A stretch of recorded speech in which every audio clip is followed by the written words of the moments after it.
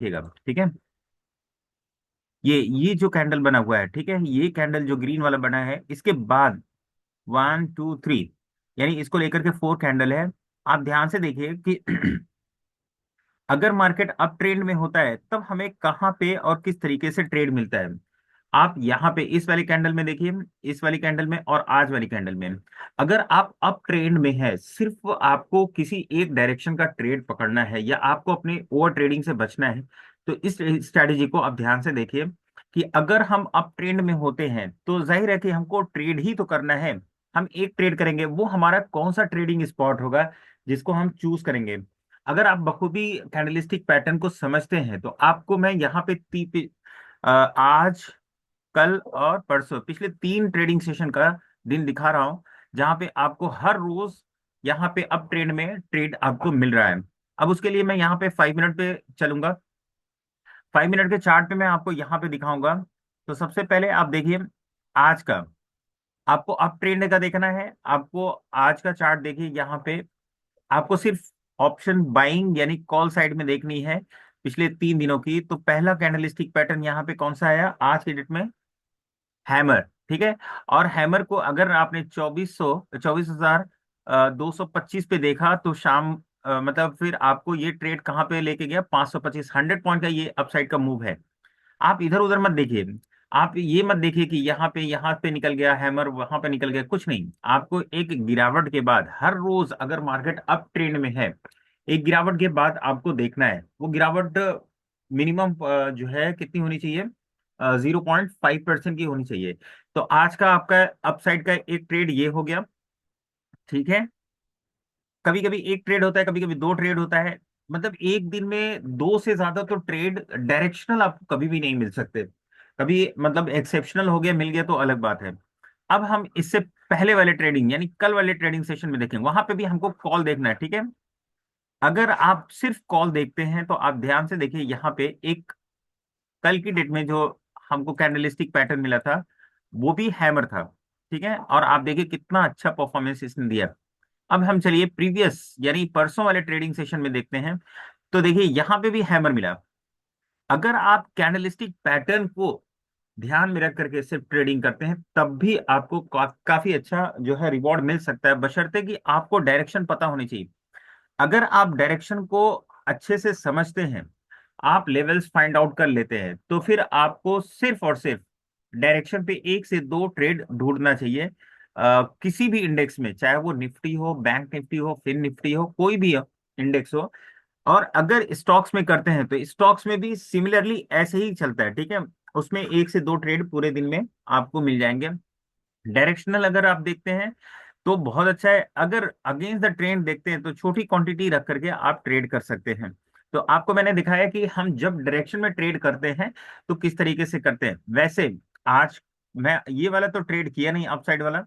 मैं आपको ये वाला ट्रेड कर, बिकॉज मेरे मेरा जो ट्रेडिंग सेटअप है, मेरी जो स्ट्रैटेजी है, उस स्ट्रैटेजी के अकॉर्डिंग मैं यहाँ से इस जोन से, यानी ये कैंडलिस्टिक पैटर्न बना, ये जो शूटिंग स्टार बना, इसके बाद जो ये जोन क्रिएट हुआ ना, इस जोन में जो रेड ग्रीन वाली कैंडल बनी है, ठीक है।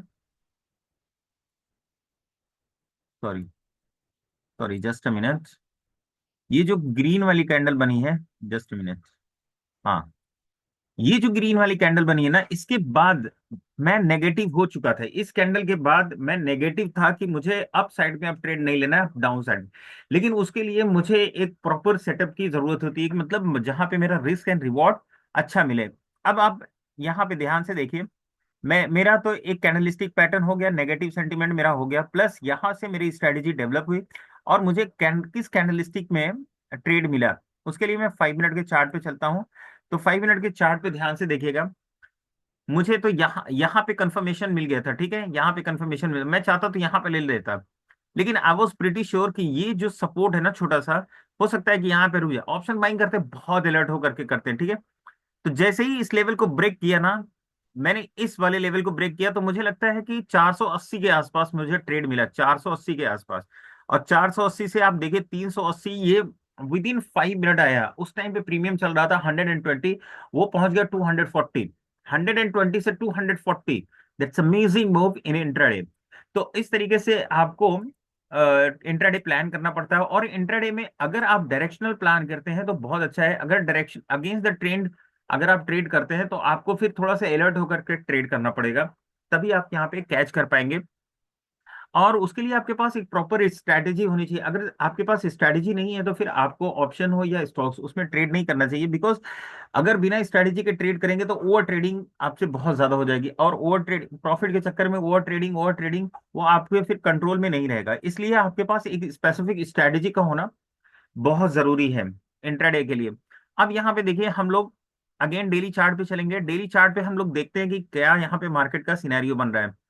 देखिए मार्केट में तब तक हम शॉर्ट नहीं करेंगे, यानी हम सेल साइड में नहीं देखेंगे जब तक वो अपने प्रीवियस लो को रिस्पेक्ट कर रहा है। 1 2 3 4 पिछले 4 दिनों से लगातार ये मार्केट अपने प्रीवियस डे के लो को रिस्पेक्ट कर रहा है, ठीक है। तो इसलिए हमारा यहाँ पे सेंटिमेंट तब तक पॉजिटिव रहेगा जब तक ये अपने प्रीवियस लो को ब्रेक नहीं करता। प्रीवियस लो को ब्रेक करने के बाद फिर मार्केट किस तरीके से रिएक्ट करेगा, दिस इज वेरी इंपॉर्टेंट। अब हम पूरी तरह से ध्यान दिया जाए कि यहाँ पे अगर मैं एक लेवल ड्रॉ करता हूँ, मैं अगर इस लेवल को देखता हूँ, ध्यान में रखता हूँ, तो पता चला कि हम एक ऐसे जोन में है जहां पे हम रेजिस्टेंस देख रहे हैं कि ये एक स्ट्रॉन्ग रेजिस्टेंस है। यहां से मार्केट नीचे की तरफ आया था, और यहाँ पे जो कैंडलस्टिक बनी है ये डोजी कैंडल बनी है, ठीक है। अब मार्केट का जो डायरेक्शन होगा वो तय करेगा इसके अपसाइड या डाउन साइड की क्लोजिंग के बेसिस पे। अगर यहाँ पे डाउन साइड में निकल करके क्लोज कर देता है कल की डेट में, या डाउन साइड को ब्रेक करता है, तो हम डाउन साइड के लिए प्लान करेंगे और वापस से हम पुट साइड में ऑप्शंस को देखेंगे। अगर इसको अप साइड में ब्रेक करके क्लोज कर देता है तो फिर हम यहाँ पे अप साइड के लिए यानी कॉल साइड के लिए एक्टिव हो जाएंगे।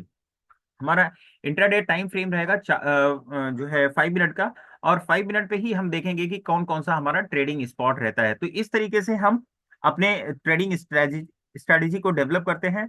यहाँ पे फिलहाल देखिए ये है एक हमारा मेजर रेजिस्टेंस है, दूसरा हमारा। अब यहाँ पे प्राइस एक्शन ध्यान से देखिए, यहाँ पे प्राइस एक्शन जो फॉर्म हो रहा है उसको थोड़ा समझने वाली बात है। अब मार्केट क्या करेगा, ऐसे ही चलेगा, ठीक है, ऐसे ही।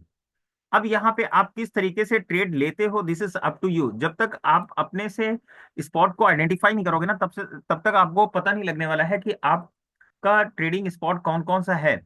जैसा आपने देखा कि यहाँ पे प्राइस एक्शन जो फॉर्म हो रहा है वो इसी तरीके से फॉर्म होगा, ठीक है। आप सिर्फ प्राइस एक्शन को रीड करो, वही आपके लिए बहुत ज्यादा हेल्पफुल हो सकता है। तो मेरा सेंटीमेंट यहाँ पे फिलहाल नेगेटिव साइड में है, लेकिन वहां पे हमारे लिए एक सपोर्ट भी है। अगर इसके नीचे क्लोजिंग हमको मिल जाती है तो फिर हम देखेंगे कि ये अपसाइड में निकल करके कौन सा नेगेटिव कैंडलस्टिक पैटर्न बना रहा है, फिर हम उसको ट्रेड करेंगे। अगर हमें यहाँ पे कोई नेगेटिव कैंडलस्टिक पैटर्न दिखेगा इस डाउन साइड के प्राइस एक्शन के साथ, तो हम उसको ट्रेड करना पसंद करेंगे। तो इस तरीके से हम लेवल्स को फाइंड आउट करते हैं, साथ ही साथ हम जो है डायरेक्शन के लिए प्राइस एक्शन को देखते हैं और अपने कैंडलस्टिक पैटर्न चार्ट पैटर्न को देख करके ट्रेड करते हैं। होप कि आपको ये वीडियो अच्छा लग रहा है। अगर वीडियो अच्छा लग रहा है तो वीडियो को लाइक कीजिए, चैनल को सब्सक्राइब कीजिए। मिलते हैं नेक्स्ट वीडियो में, तब तक के लिए बाय, थैंक यू।